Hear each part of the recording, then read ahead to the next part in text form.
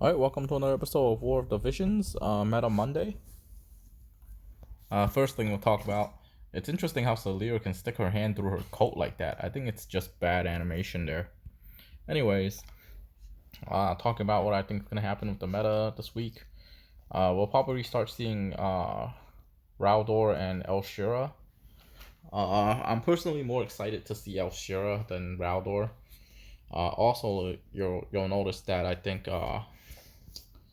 the MR units get the 100% bonus as well now. So we might see more El Shira.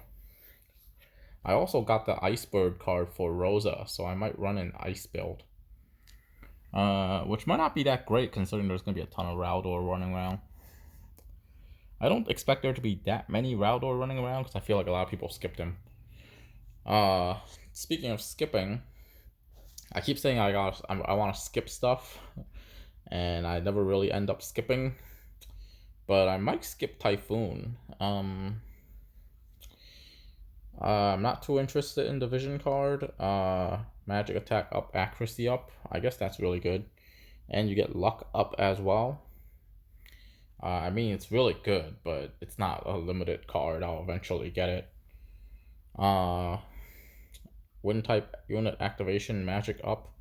So that works with, I think, Ayaka. Works with Ayaka, Helena, and Little Leela, and then a Little Leela specific effect. Magic attack, resistance, piercing, and evasion up. Little Leela herself was always good for evasion. Now even more so. And I believe the Titan Esper, Typhoon Esper also gives wind attack up. So that really pushes Little Leela over the top. And I think this came out around the same time Little Leela came out in JP, so that's why she's so strong. Despite having Little Leela, I feel like I'll probably still skip that card. I'm just not really into building this kind of thing, and Espers take forever to build. So probably we'll get that naturally. I use Little Leela mainly as a healer, although she does do attacks here and there. But I feel like my magic card pool is very saturated between Black Rose, Blossom, Ramu, Trousseau. I have too many too many magic type cards as it is. However, I guess this would take the spot of Trousseau. This is essentially the Agaion version of Trousseau.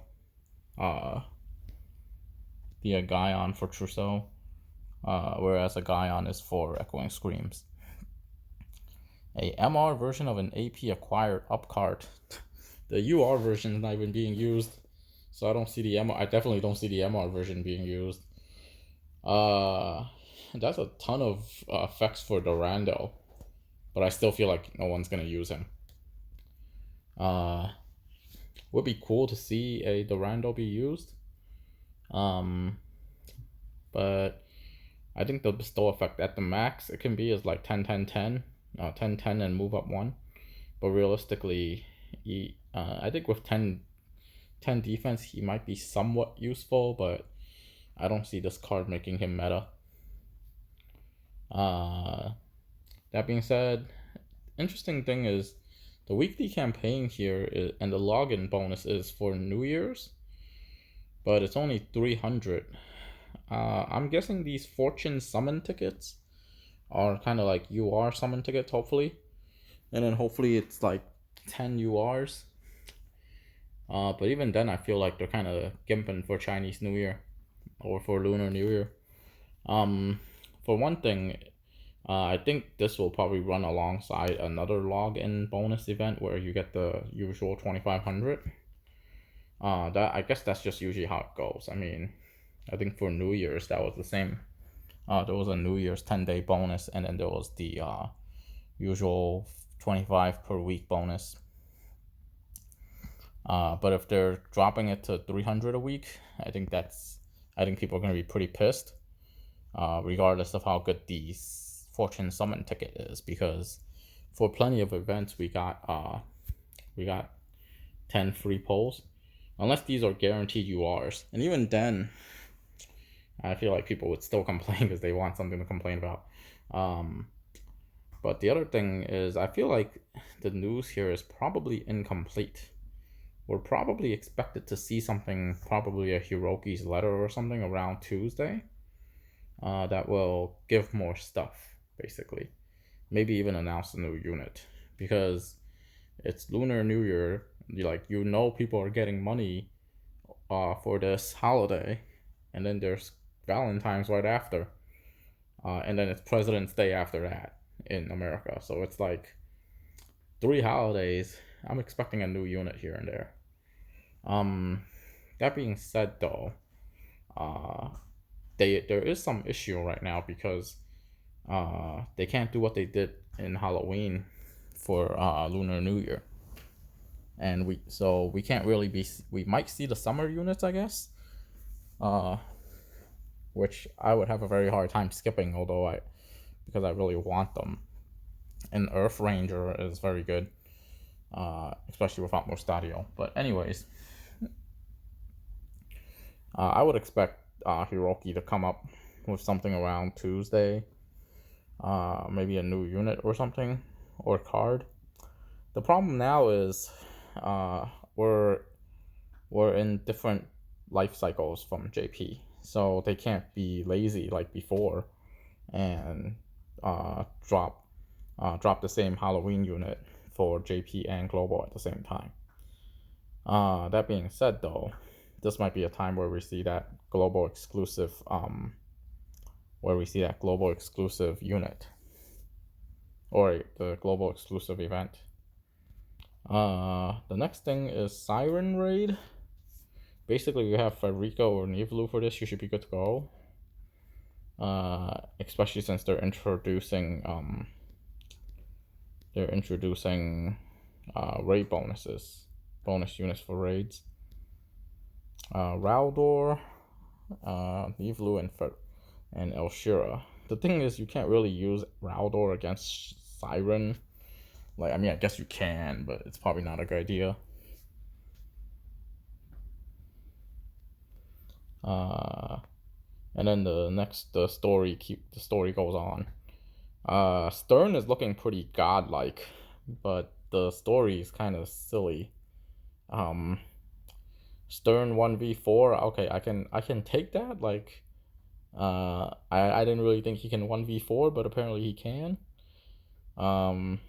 And then Shiza just randomly dropping is kind of unnecessary. They didn't really need to kill Shiza.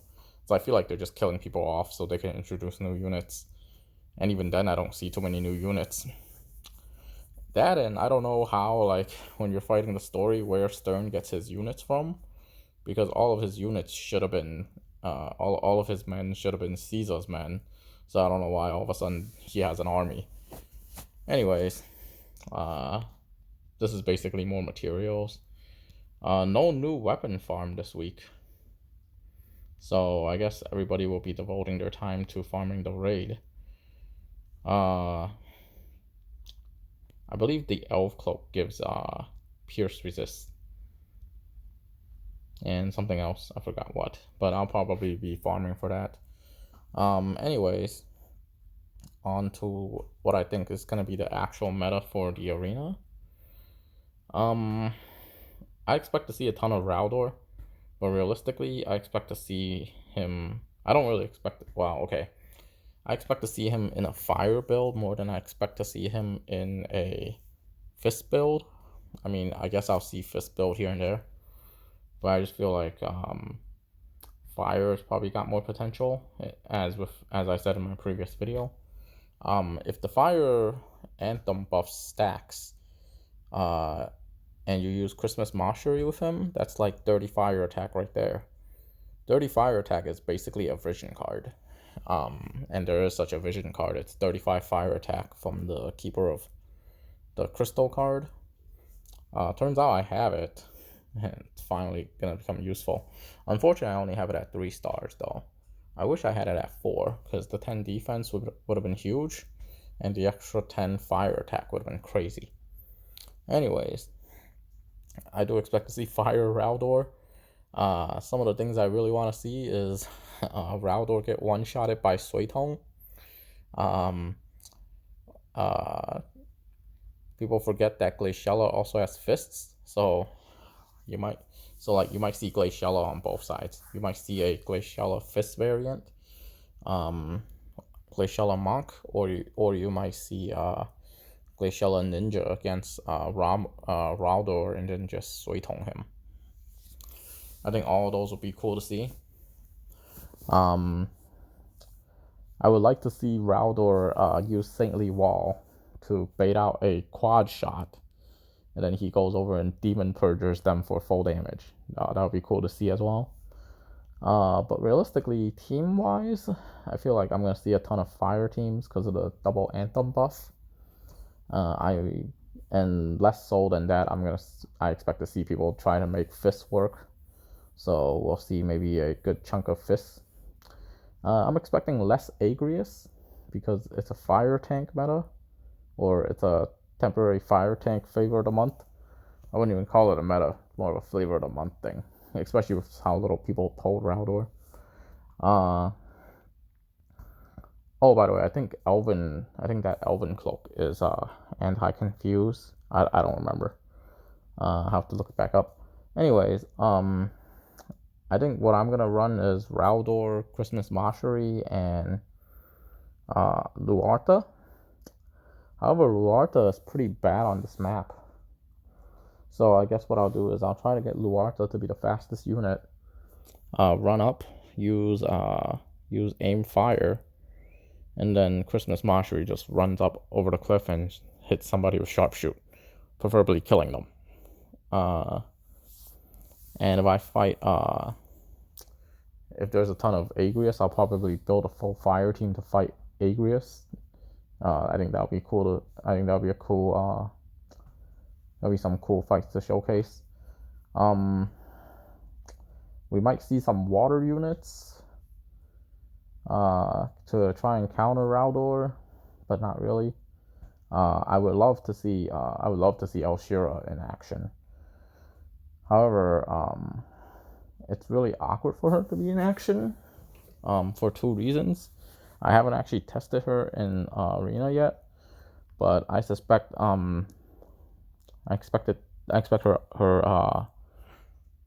Elshira's AI to be awkward, because generally you get one of two AIs. You either get a support AI where you would cast support spells first, or you get a DPS AI where you'll cast your damaging spells first. And if you're gonna run Elshira, you don't want to turn off haste and quicken. So you'll still want those. So she'll most likely be kind of a support, but you also want her to go around like drain evocating people. The good thing about Elshira is unlike Sakura and Ayaka, she's not very likely to get, and Ildira, she's not very likely to get one-shotted by Vyrika because of the earth element. So we'll see. But I would really love to see Elshira in action. The Icebird card is still gonna be at 100%. So maybe we'll see some ice builds, but that's highly unlikely. I will do an ice build with my Rosa though. Unfortunately, I don't have Nasha leveled up and I don't have Agrius to tank, so that's gonna be awkward for me. But I'll probably run some mono teams like mono fire, mono ice, things like that. Maybe mono water to counter if Raldor is running around. Probably running something like Glaciella, Ramada, double Suitong. I think my Miranda is close enough that she can tank, so I think that'll be a viable water build. But ultimately, we'll see. All right, thank you guys all for watching Meta Monday. Have a nice day.